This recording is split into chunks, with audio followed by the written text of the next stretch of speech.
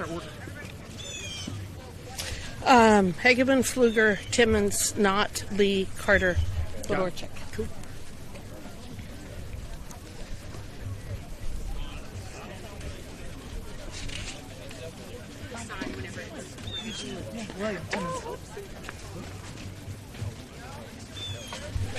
Is everybody all right out here in the blinding sun? Take it. Wait. Guess we're just going to do.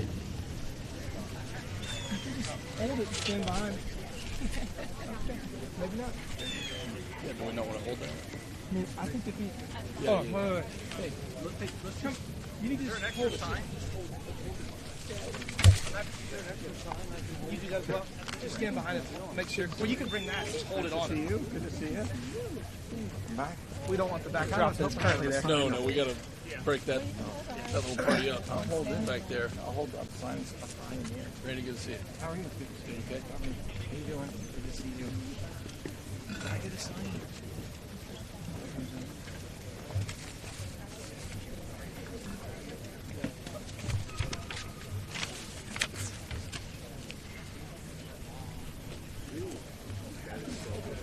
Ready?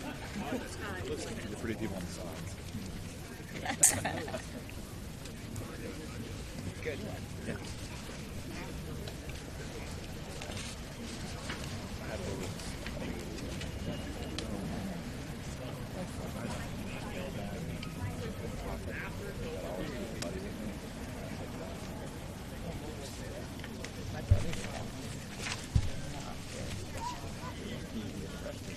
Yeah, my brother. No, I didn't.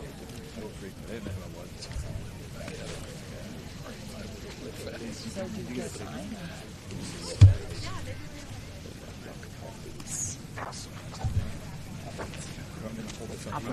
Yeah. Either or.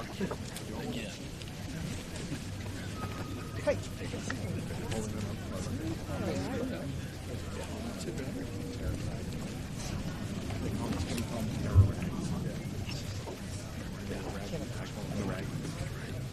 He's such a great guy.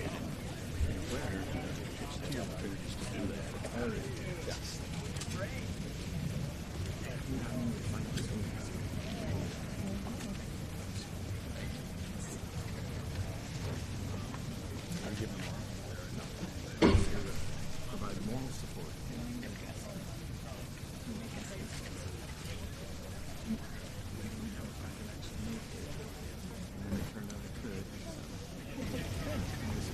The merrier. Just the right time. It's going to be beating your forehead over here in the sun. Yeah. Hi, how are you? Good afternoon. Thank you all for being here. The RSC Article 1 Task Force is leading efforts to restore Congress's constitutional authority as the legislative branch responsible for passing laws in this country. One of Congress's authorities is the constitutional responsibility for overseeing the governance of the District of Columbia. For years now, the D.C. City Council has not only prioritized left-wing policies and programs, but intentionally sought to hide their activities from Congress. It is a new day in D.C., however, and Congress intends to once again assert its authority to ensure that Washington, D.C. rightfully reflects and represents this great nation on the national and international stage. President Trump's unyielding leadership and strength, coupled with proper congressional oversight, ensures that Washington, D.C. will reclaim its rightful place as the shining symbol of American strength and dignity. Article 1, Section 8, Clause 17 of the Constitution states that the seat of government doctrine grants Congress plenary legislative authority over the District of Columbia as the federal capital. The Founding Fathers wanted the nation's capital to be free from disproportionate influence of any single state and the influence of states generally. In 1973, Congress granted D.C. limited home rule authority through the District of Columbia Self-Government Reorganization Act, also called the Home Rule Act. In the Home Rule Act, Congress reserves the right at any time to exercise its constitutional authority as legislature for the district, which it includes the right to review and block local legislation before it takes effect. It has now become necessary for Congress to exercise such authority. Why?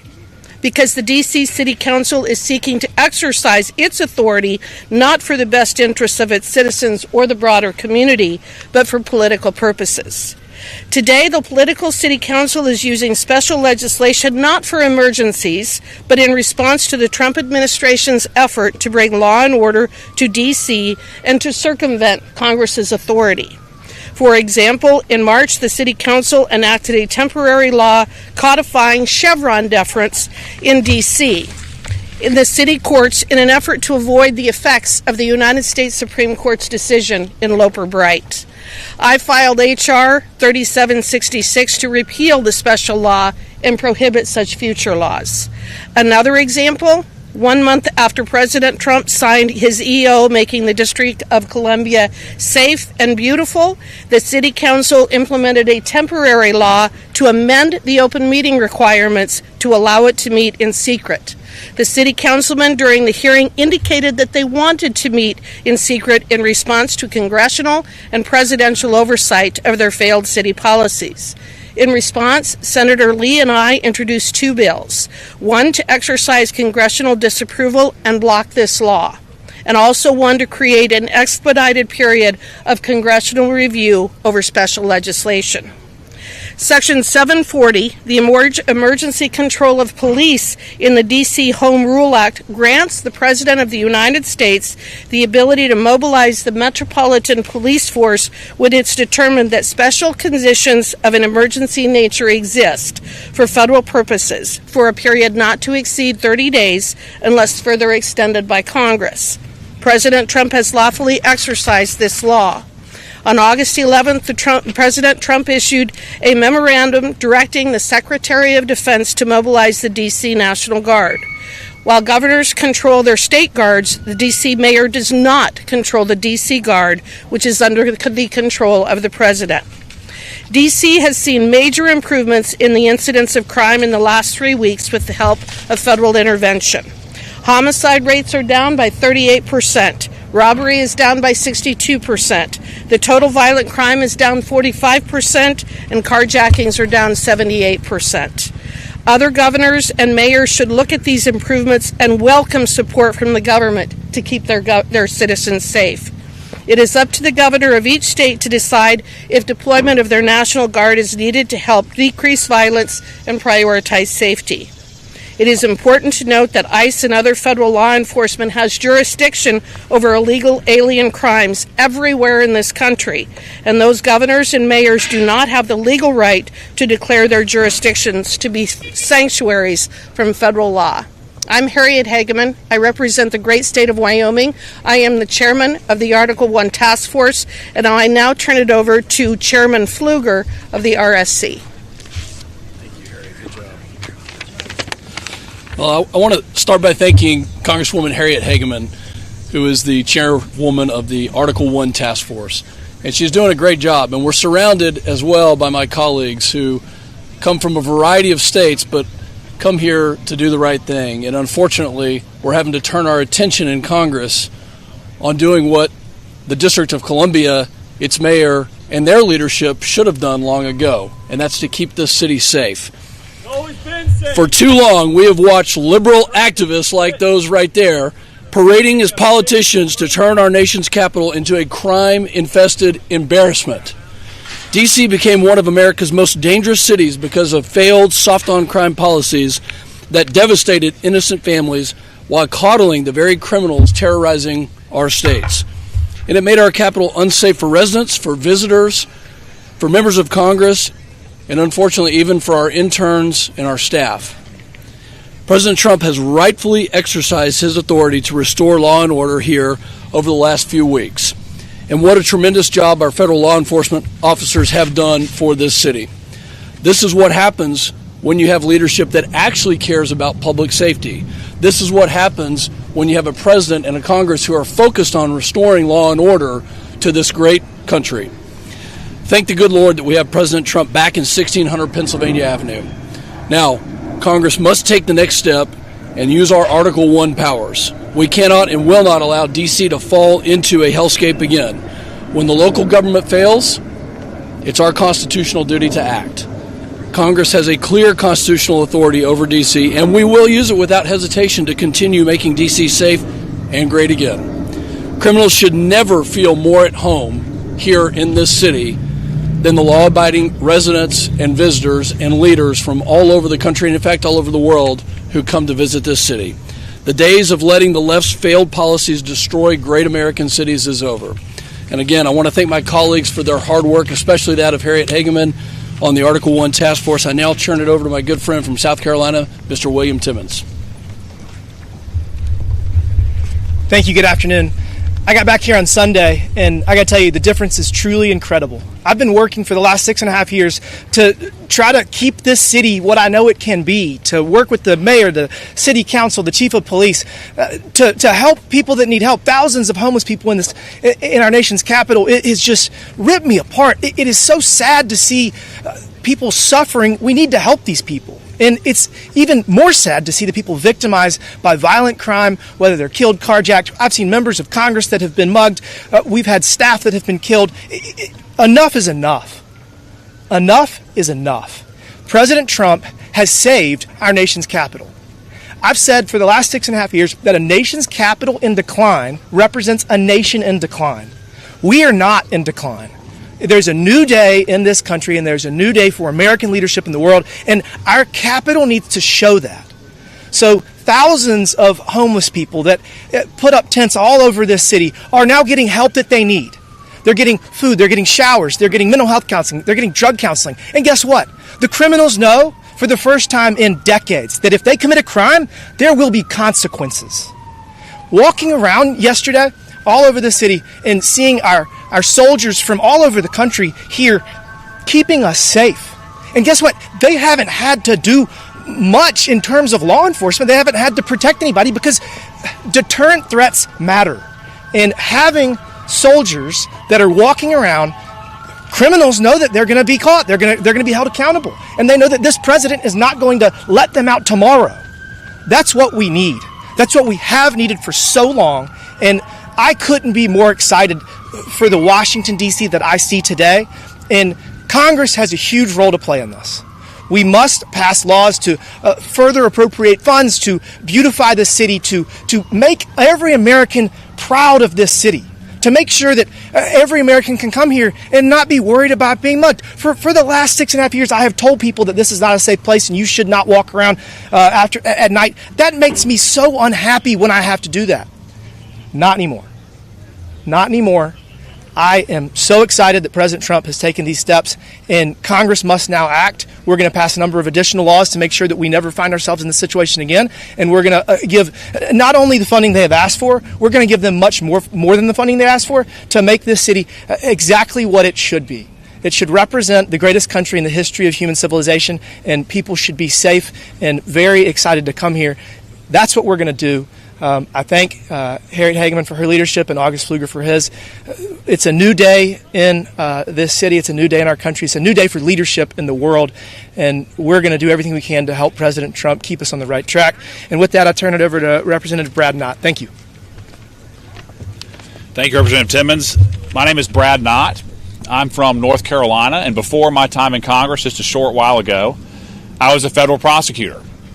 I investigated violent criminals, I investigated cartels, I investigated human traffickers, wherever they were, all over this country. And it became very clear to me when I was working with law enforcement that if you don't fight crime, if you don't attack it, if you don't work hard for long sentences, crime will flourish.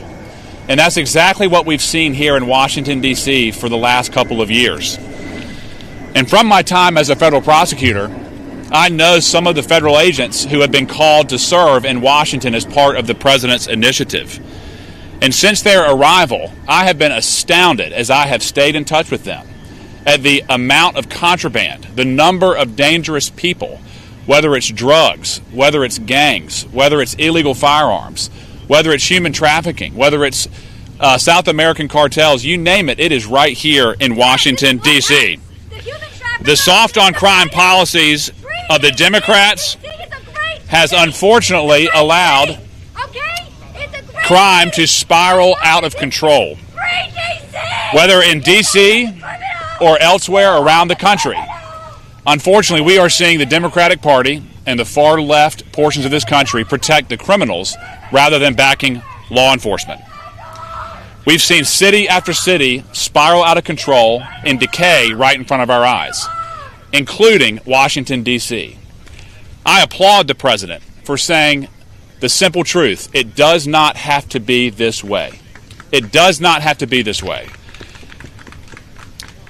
And regardless of who you are, when you come to Washington, it's a safe city now.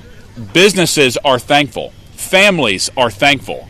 Citizens, tourists, we are all thankful. It's time to stop turning a blind eye for crime wherever it is. Wherever it is, we must investigate, we must prosecute, and we must protect the law-abiding citizens of this country. Thank you, and with that, I turn it over to Representative Laurel Lee. Good afternoon.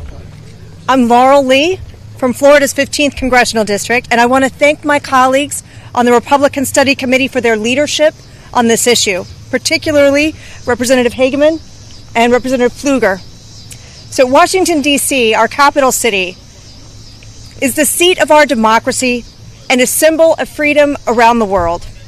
But for too long, it has also been a city that is plagued by violent crime, failed policies, and leadership that refuses to take responsibility for public safety.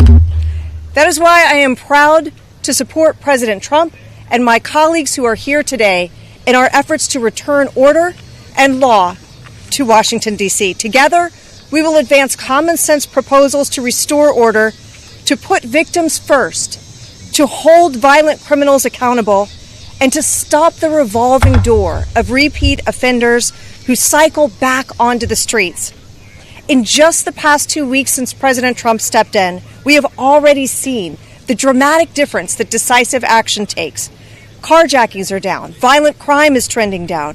Federal coordination has strengthened detention and prosecution. And for the first time in a long while, the people of D.C. are beginning to feel safer in their own neighborhoods. That progress proves a simple truth.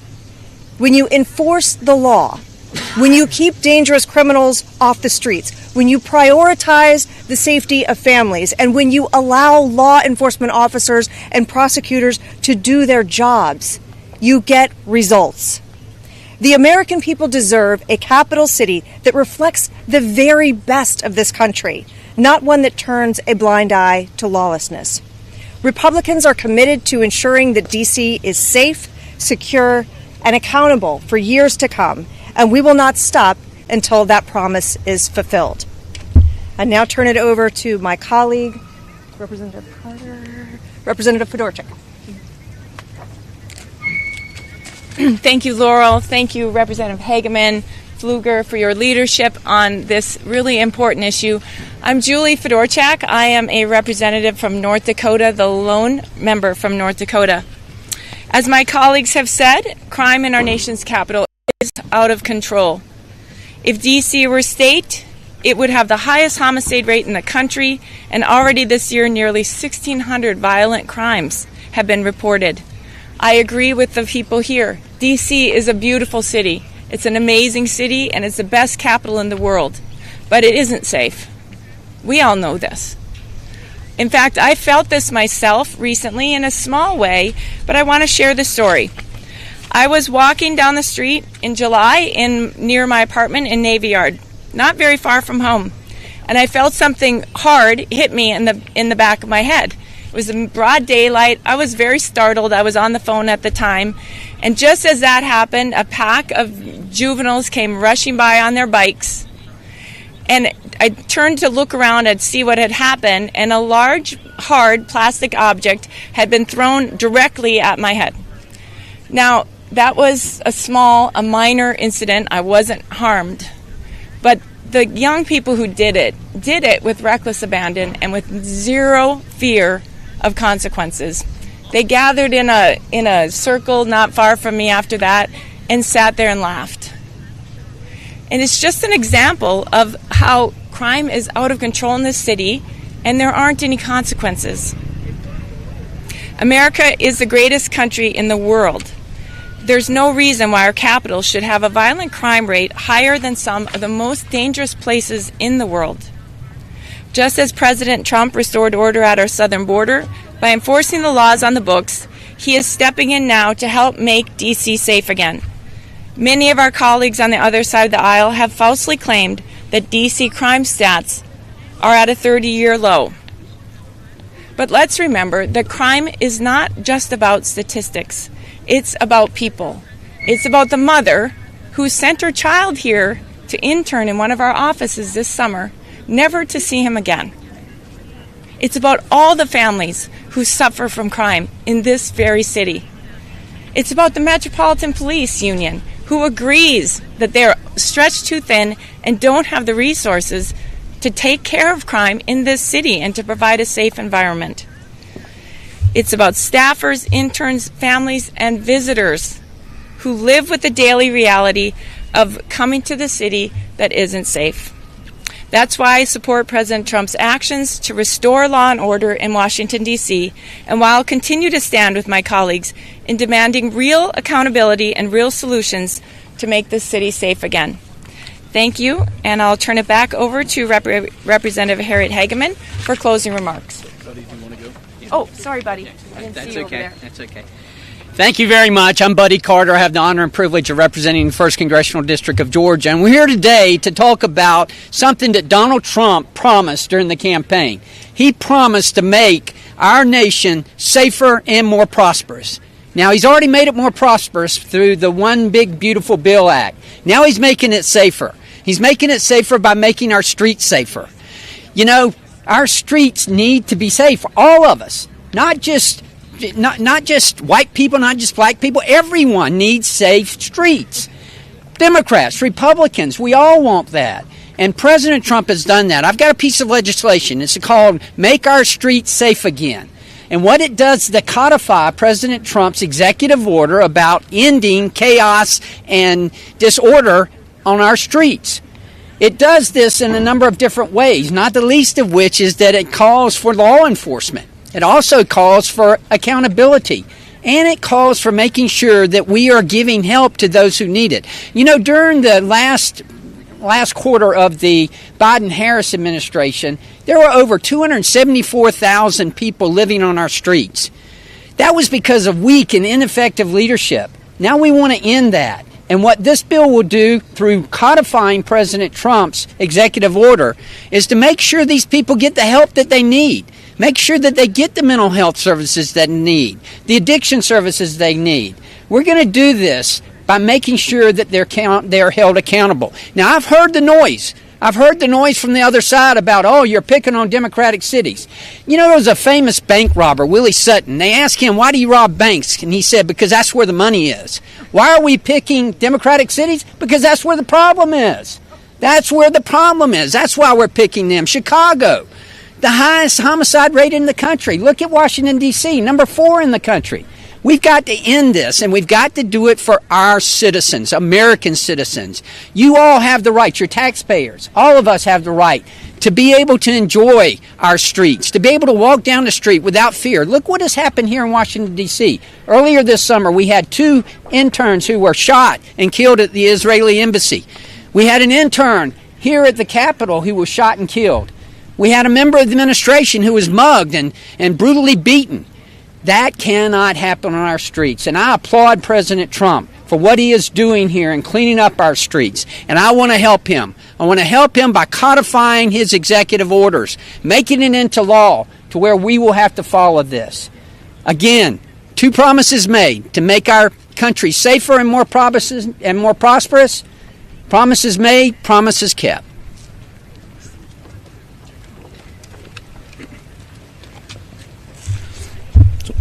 My name is Ron Estes. I'm the congressman from Kansas 4th Congressional District. we've talking here today about we want to have a safe capital for our country. And right now, that's not what we have. The murder rate in Washington, D.C., about 27.5 incidences per 100,000 residents, is larger than so many other world capitals around the world. You can list off other countries, Bogota, Lima, Islamabad, Madrid, other places around, even the United States. The murder rate and the violent crime rate in Washington, D.C. is so bad. And that's why President Trump stepped up, because as members of Congress, we have the responsibility to address and protect and oversee what goes on in the District of Columbia. We didn't want a nation's capital to be in a state where that state would be a special state and get special designation because of that. So we wanted to make sure that it was federal responsibility to make sure that things were addressed there. On June 30th this year, an intern in my office, Eric Tarpinian Chackham, was murdered on the streets of Washington, D.C. It was a senseless crime, and to this day it's not been solved by the Washington, D.C. police. We want to make sure that we have a safe capital. That's why I applaud President Trump and the work that he's doing in terms of making sure that we do have a safe capital. Yesterday, I was able to walk around the Navy Yard with my daughter, and it was great to see the National Guards out there patrolling around. It was a safe environment for people to hang out. It was nice. There was a family there having a birthday party for one of their children. And we want to make sure that we have a capital that Americans are proud of. It should be a clean capital. It should be a safe capital. We want to be able to have American citizens come here and enjoy their capital. We want to have foreign dignitaries come here and be impressed and enjoy the fact that they've come to America and that we have a nation's capital that we're proud of and we want to support. So I applaud the effort that we're working to make sure that we have safer cities, that we have a safer capital, and that we reduce the crime rate that's been so rampant here in Washington, D.C. Thank you. Anyone else? Anyone else? Okay, wonderful. Thank you. I appreciate all the comments made by my colleagues. I think that you can see that we come at this maybe from a little bit different perspective. At the same time, we all recognize that the beauty and safety of our nation's capital is important to all of us. So with that, we'd open it up to questions. Please identify. We're going to take 3 questions, and we'll start with Town Hall. Hi, from Town Hall. Congresswoman, DC's leadership has allowed crime and chaos to spiral out of control the last several years. We've all seen that, requiring President Trump and Congress to step in. So how will Article 1's authority help hold these failed leaders accountable and restore law and order in our nation's capital? So we need to exercise our legislative authority and oversight over Washington, D.C. I've identified 3 bills that I have introduced, 2 with Senator Lee and 1 as a standalone, to address the lawlessness that you actually see in the City Council here as well. I think that all of us working together will be coming up with additional bills to address specifically the crime situation in our nation's capital. And I know that this is our first day back after our August recess. We will be discussing what happens after the expiration of the 30-day period that is allowed for in the Home Rule Act with the President. I know that I will be working with my colleagues here to determine what the next step is in that regard. But I think that so many people, from just the anecdotes that I have heard, being here as well as reading in a variety of publications, people feel like they can take their families out on the streets, that they can have picnics, that they can go and do the things that they have been deprived of for many years for fear of the crimes in Washington, D.C. And I think that's an incredible development that we need to build upon. Hannah Brand from News Nation.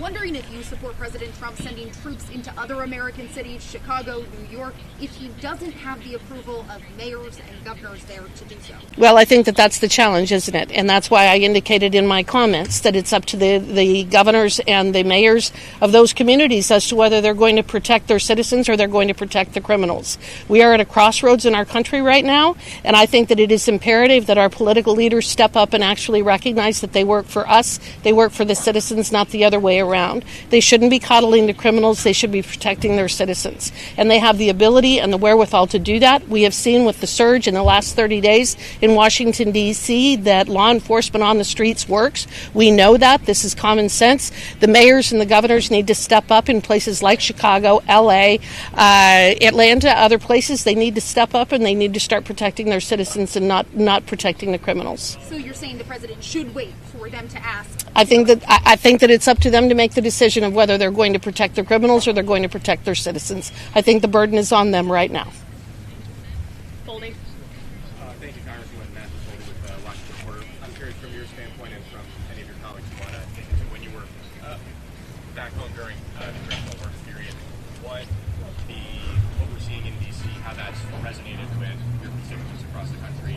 Is that something that makes them want to come here during summer vacation? How did this resonate with Americans? I think that you definitely see that it resonates with Americans, but I think one of the things that I see more than anything in the comments that I receive is that common sense is maybe back in vogue.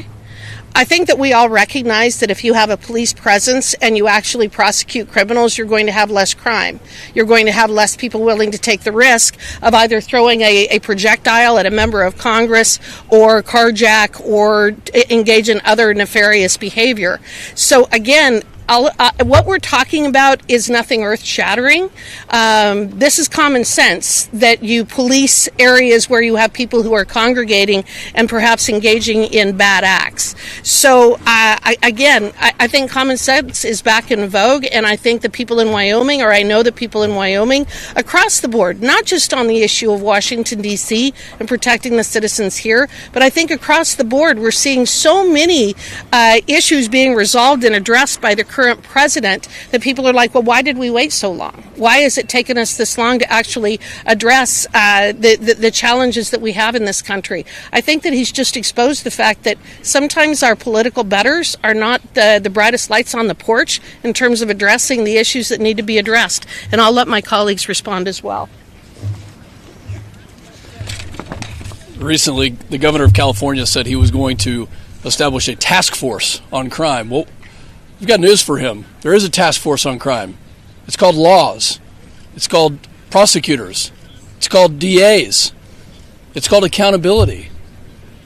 The Republican Study Committee has long been the champion of conservative values, and probably one of the most important, if not the most important conservative value that we stand for is law and order. We stand to protect the sanctity of what our founders established here, that this city would be that shining beacon on the hill. And it's really sad to see, to a previous question, a lot of these cities around the country, what are the radical leftists standing for? Is it for crime? Is it for more violence? Is it for seeing their neighbors and their communities destroyed by lawlessness? That's not what this group stands for, and I can guarantee you that there are many Democrats that we serve with here. We need them to stand up. We need their voices to be heard, to say enough is enough. That law and order and that safety and security and that bringing down violent crime is not a political, a partisan issue. That's just common sense. And I'm proud to stand with this group of people here. And in Texas, I can tell you that my constituents are thrilled to know that Washington, D.C. is back on the mend again, that they can finally send their kids up here knowing that their safety and security is going to be well taken care of, because that has not been the case, unfortunately, for far too long. Any other responses? When I was back in Wichita during the district work period, I was speaking to a group, and one of the women in the group asked that they were going to be up in Washington, D.C. in a couple of weeks, and wanted to know what they were going to see different. Were they still going to see crime on the streets? Were they going to see the homeless around?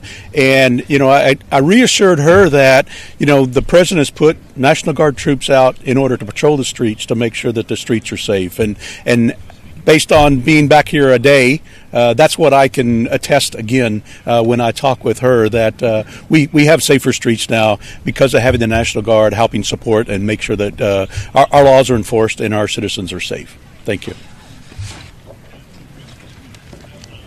And just to answer real briefly the follow-up, it's not just the National Guard who are going to cities. When federal law enforcement identifies a crisis area, it is not uncommon at all for agents in the ATF, HSI, DEA, FBI to surge in a particular city. And that's what we've seen in addition to the National Guard here. It's the federal law enforcement that are initiating the arrests, they're doing the investigations, that are serving the warrants. And in terms of these cities around the country, there's several reasons why criminals are or crime is not being addressed. You have defund the police movements, you have sanctuary policies, you've got prosecutors that don't think they should prosecute crimes. And the president, again, has stated it does not have to be this way. And he is rightfully sending federal law enforcement to address federal crimes in cities. I mean, look at Chicago last weekend. I think it was close to 60 people were shot, almost a dozen people killed. Law enforcement's not getting it done at the local level. It's an appropriate... Yay!